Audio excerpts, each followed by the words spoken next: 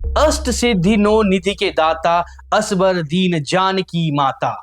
आप हनुमान जी के भक्त तो होंगे ही, और यह चौपाई हनुमान चालीसा से ली गई है, जिससे पता चलता है कि सीता जी ने हनुमान जी को अष्ट सिद्धि और नौ निधि का वरदान दिया था। यह अष्ट सिद्धि क्या है, क्या आपको पता है? इनके नाम क्या है और इनके गुण क्या हैं? और साथ में जो नौ निधि हैं उनका अर्थ क्या है? आपको यह भी बता दें कि यह नौ निधि जो है कुबेर के पास में भी है, लेकिन कुबेर के पास में यह क्षमता नहीं है कि वह यह किसी को दे सके, लेकिन हनुमान जी के पास में यह क्षमता है कि वह यह नौ निधि आपको भी दे सकते हैं, आपको भी प्रदान कर सकते हैं। इसके लिए आपको हनुमान जी की उपासना करनी पड़ेगी। ऐसी मान्यता है कि प्रतिदिन या फिर विशेष रूप से मंगलवार को अगर आप हनुमान जी की उपासना करते हैं तो आपको यह शक्तियां प्राप्त होती हैं। इन शक्तियों से आप बहुत ज्यादा बलशाली भी हो जाते हैं और साथ में आप बहुत ज्यादा धनवान भी हो जाते हैं। तो आपको पता है कि ये अष्ट सिद्धियां कौन कौन सी हैं, इनके नाम क्या है, इनके अर्थ क्या है, और ये नौ निधियां कौन सी हैं। और विशेषकर जब मैं आपको नौ निधियों के बारे में बताऊंगा तो आपको लगेगा कि ये तो हनुमान जी के व्यक्तित्व से बिल्कुल अलग है, लेकिन आखिरकार क्यों अलग है और कैसे हनुमान जी ने इसका उपयोग करा है, यह वीडियो में आखिरी में आपको पता चल जाएगा। अरिमा महिमा चैव लगीमा गरिमा तथा प्राप्तिय प्राकाम्यामी सीत्वम विशिष्टम चाष्ट सिद्ध्या। इस श्लोक में आठों सिद्धियों के बारे में बताया गया है, लेकिन यह श्लोक संस्कृत में है, तो हिंदी में हम आपको हर एक सिद्धि के बारे में विस्तार से बताएंगे। तो सबसे पहली सिद्धि है अरिमा। अरिमा सिद्धि का मतलब होता है कि आप अपने शरीर को इतना सूक्ष्म कर लेते हैं जैसे कि अणु हो। अणु को हम अपनी आंखों से नहीं देख सकते, उसी तरह से हनुमान जी के पास में भी यह सिद्धि थी कि वह अपने शरीर को अणु के समान छोटा कर सकते थे। इसका उपयोग उन्होंने लंका में घूमते समय करा था। दूसरी सिद्धि है महिमा। यह अरिमा सिद्धि के बिल्कुल विपरीत है। इसके अंदर आप अपने शरीर को बहुत ज्यादा विशाल कर सकते हैं। हनुमान जी ने कईयों बार विकराल रूप दिखाया है। जब वह समुद्र को पार कर रहे थे तब भी वह अपने विशाल रूप में थे। तो हनुमान जी के पास में महिमा नाम की सिद्धि भी है। तीसरी सिद्धि है गरिमा। इसका उपयोग हनुमान जी ने भीम का घमंड तोड़ने के लिए करा था। आपको अगर याद हो तो एक बार भीम जंगल से गुजर रहे थे तो उनको रास्ते में एक बंदर दिखाई दिया। बंदर जो कि साक्षात हनुमान जी थे, उसकी पूंछ रास्ते में थी। तो भीम ने उनसे कहा कि आप अपनी पूंछ हटा लीजिए, मुझे रास्ता पार करना है। तब बंदर ने कहा कि आप इसको उलांग के चले जाइए। भीम ने कहा कि नहीं, आप बुजुर्ग हैं, मैं आपकी पूंछ को या आपके शरीर को उलांग के नहीं जा सकता। उस समय बंदर ने मतलब हनुमान जी ने भीम से कहा कि तो फिर एक काम करिए, आप खुद ही इस पूंछ को उठाकर अलग रख दीजिए। तब भीम ने कईयों बार प्रयास करा, लेकिन उस पूंछ को वह नहीं उठा पाया, क्योंकि उस समय हनुमान जी ने अपनी गरिमा नाम की सिद्धि का उपयोग करा, जिसकी वजह से उनका शरीर बहुत ज्यादा भारी हो गया था और भीम उसको नहीं उठा पाया था। तो इस सिद्धि से आप अपने शरीर को बहुत ज्यादा भारी कर सकते हैं। हनुमान जी के पास में यह सिद्धि थी। चौथी सिद्धि है लगीमा। यह सिद्धि बिल्कुल गरिमा के विपरीत है। इसमें जिसके पास यह सिद्धि होती है वह अपने शरीर को बिल्कुल हवा की तरह हल्का कर लेता है। हनुमान जी ने भी कईयों बार अपने शरीर को हवा की तरह हल्का कर लिया। जब वह संजीवनी बूटी लेने जा रहे थे तब उन्होंने इस सिद्धि का उपयोग करा था, और साथ में जब वह लंका की तरफ जा रहे थे उन्होंने तब भी इस सिद्धि का अपना उपयोग करा था। पांचवी सिद्धि है प्राप्ति, और यह सिद्धि जिसके पास होती है वह बिना किसी रोक टोक के एक जगह से दूसरी जगह जा सकता है। आप यह कह सकते हैं कि वो एक तरह से बिल्कुल इनविजुअल हो जाता है, अदृश्य हो जाता है, और किसी भी तरह की उसको रोक टोक नहीं होती। हनुमान जी लंका में जब घूम रहे थे तब उन्होंने इस सिद्धि का भी उपयोग करा था। छठवीं सिद्धि होती है प्राकम्य सिद्धि। यह सिद्धि जो होती है वह ऐसी सिद्धि होती है जिससे आप किसी भी व्यक्ति के मन की बात को जान सकते हैं, भले ही उसने वह बात आपसे कही हो या ना कही हो। हनुमान जी ने कईयों बार बहुत सारे लोगों के मन की बात को इसी सिद्धि से जान लिया था। सातवीं सिद्धि है ईसत्व। यह सिद्धि ऐसी होती है जिससे आप खुद ही ईश्वर हो जाते हैं, आप खुद ही ईश्वर के स्वरूप हो जाते हैं। दुनिया भर में आपका आधिपत्य होता है और आपको ईश्वर की तरह ही पूजा जाता है। हनुमान जी राम जी के भक्त थे और आज हम उनको भगवान की तरह ही पूजते हैं। यह उनकी सिद्धि का ही कारण है। आठवीं सिद्धि है वशित्व। यह वशित्व सिद्धि जो होती है वह वशीकरण से होती है। आप किसी को भी अपने वश में कर सकते हैं। हनुमान जी के पास में भी यह सिद्धि थी। वह अपनी सिद्धि का उपयोग करके किसी को भी अपने वश में कर सकते थे। यह 8 सिद्धियां थी जो कि हनुमान जी की भक्ति से आप भी प्राप्त कर सकते हैं। हनुमान जी के पास में ऐसी कृपा है कि अगर आप उनकी भक्ति करते हैं सच्चे मन से तो वह सिद्धियां आपको भी दे देंगे। इसके बाद में हनुमान जी के पास में 9 निधियां भी थी। हमने आपको बताया था कि ये जो 9 निधियां हैं अगर आप उनको सुनेंगे तो वह हनुमान जी के व्यक्तित्व से बिल्कुल अलग लगेंगी। तो क्यों है ऐसा, उसको जानने से पहले हम इन 9 निधियों के बारे में जान लेते हैं कि आखिरकार ये 9 निधियां क्या हैं और उनका अर्थ क्या है। जैसा कि हमने आपको शुरुआत में ही बताया था कि ये 9 निधियां हनुमान जी के साथ साथ में कुबेर के पास में भी है और यह जो 9 निधियां हैं वो लक्ष्मी जी से जुड़ी हुई है। यह 9 निधियां जिनके पास भी होती हैं लक्ष्मी जी की अपार कृपा उन पर होती है। उनके पास में कभी भी धन संपदा की कोई कमी नहीं होती। अगर आप भी ये 9 निधियां चाहते हैं तो आपको उसके लिए हनुमान जी की उपासना करनी पड़ेगी। तो ये 9 निधियां हैं पद्म निधि, महापद्म निधि, नील निधि, मुकुंद निधि, नंद निधि, मकर निधि, कच्छप निधि, शंख निधि और खर्व निधि।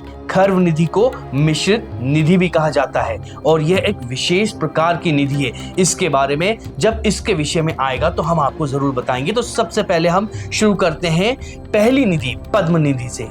हर व्यक्ति के पास में एक ना एक निधि जरूर होती है। तो आपके पास में कौन सी निधि है, या आपके परिवार में या आपके मित्रों में या आसपास में उनके पास में कौन सी निधि है, इन निधियों को जानने के बाद में आपको पता चल जाएगा। तो सबसे पहली है पद्म निधि। पद्म निधि जो होती है वह बहुत ही सात्विक गुण वाली होती है और इससे जो संपदा होती है वह भी बहुत ज्यादा सात्विक होती है।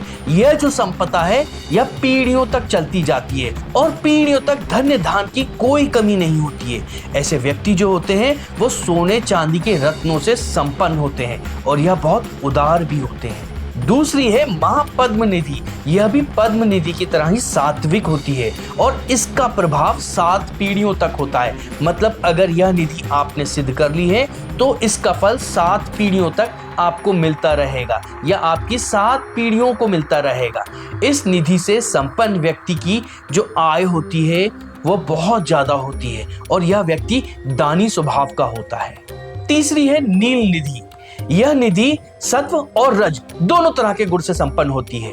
अब ये सत्व और रज गुण क्या है, तो 3 तरह के गुण प्रकृति में पाए जाते हैं, सात्विक, राजसिक और तामसिक। इनके विषय में अगर आप हमें कमेंट करेंगे तो हम एक वीडियो विस्तार से बनाएंगे। तो आगे बढ़ते हैं। ऐसी निधि जो व्यापार के द्वारा प्राप्त होती है और इस निधि के अंदर व्यक्ति बहुत ज्यादा संपन्न होता है। इसमें दोनों तरह के गुण होते हैं और इसका प्रभाव 3 पीढ़ियों तक रहता है। चौथी है मुकुंद निधि। इस निधि के अंदर रजोगुण होता है और यह निधि जो भी व्यक्ति के पास में सिद्ध होती है उसके अंदर राजसी स्वभाव होता है। वह धन संपन्न को इकट्ठा जरूर करता है, साथ में वह शासक होता है। आज के समय तो शासक नहीं होते तो वह नेता जैसे स्वभाव का होता है या फिर नेता होता है और उससे वह अपनी धन संपदा को बनाता है और बढ़ाता है। यह व्यक्ति थोड़ा सा भोगवादी होता है और साथ में खास बात यह है कि यह जो निधि होती है सिर्फ 1 पीढ़ी तक रहती है। मतलब अगर यह निधि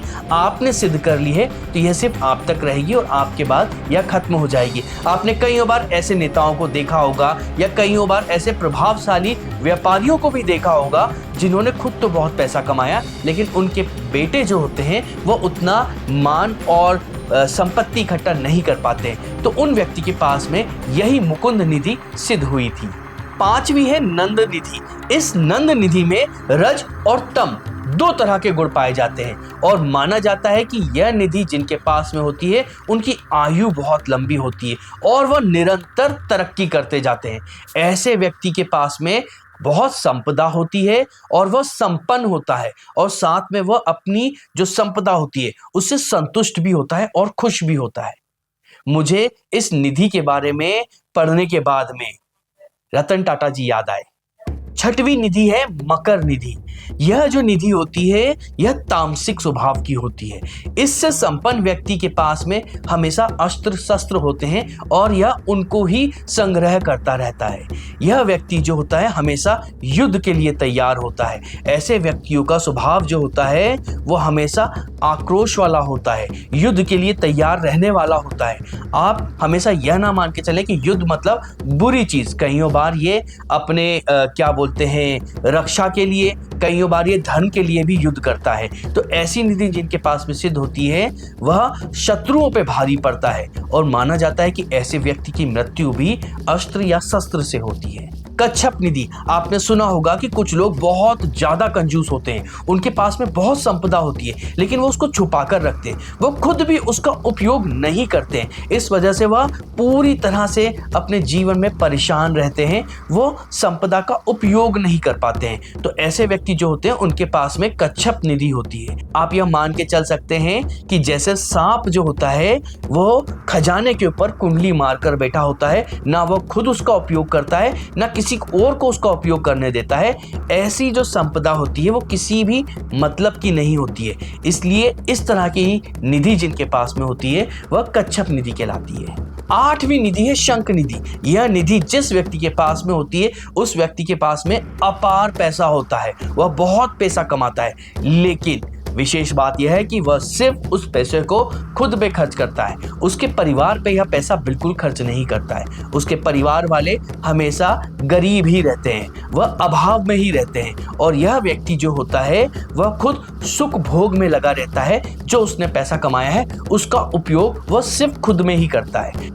जो नवी निधि है वह एक विशेष निधि है, इसे खर्व निधि कहा जाता है और इसको ही मिश्रित निधि भी कहते हैं। इसका नाम मिश्रित इसलिए है क्योंकि ये 8 निधियों का मिश्रण है। इस निधि से संपन्न व्यक्ति जो होता है उसका स्वभाव मिश्रित स्वभाव होता है। ऐसे व्यक्ति का स्वभाव और कार्य के बारे में आप कोई भविष्यवाणी नहीं कर सकते। ये बहुत ही अनप्रेडिक्टेबल होते हैं। ये कभी भी आपको बहुत सा पैसा भी दे सकते हैं और अगर इनका मन बदल जाए तो ये आपकी संपत्ति भी ले सकते हैं। ऐसे व्यक्ति के बारे में कहा जाता है कि यह विकलांग होते हैं और बहुत ज्यादा घमंडी भी होते हैं। यह जो खर्व निधि है यह एक विशेष निधि है क्योंकि इसको छोड़कर बाकी की 8 निधियां हैं उनको आप पद्मिनी नाम की विद्या से भी सिद्ध कर सकते हैं, लेकिन यह जो नवी विद्या है इसको सिद्ध करना इतना सरल नहीं है। अब मैं आपको बताता हूं कि ये जो हमने निधियां देखी हैं इनका स्वभाव हनुमान जी के स्वभाव से बिल्कुल अलग है। लेकिन ऐसा क्यों? ऐसा इसलिए है क्योंकि हनुमान जी ने अपने आप पे संयम कर रखा था, उनका फुल कंट्रोल था उनके ऊपर। उनके पास में यह 9 निधियां थी, वो जब चाहे इनका उपयोग करके संसार की सारी संपत्ति को प्राप्त कर सकते थे, लेकिन वह ये भौतिकवादी दुनिया से परे थे, इसलिए उन्होंने इन निधियों का उपयोग नहीं करा। लेकिन अगर आप इन अष्ट सिद्धि और 9 निधि को चाहते हैं तो आप हनुमान जी की उपासना करेंगे तो वह यह आपको जरूर दे देंगे। इसके अलावा हमने आपको बताया था कि शुरुआत की 8 निधियों को प्राप्त करने के लिए आप पद्मिनी नाम की विद्या को सिद्ध कर सकते हैं।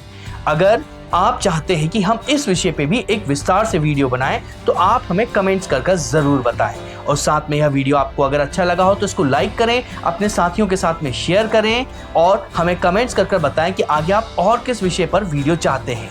और साथ में हमारे चैनल को सब्सक्राइब जरूर करें क्योंकि इससे हमें धर्म प्रचार में प्रोत्साहन मिलता है।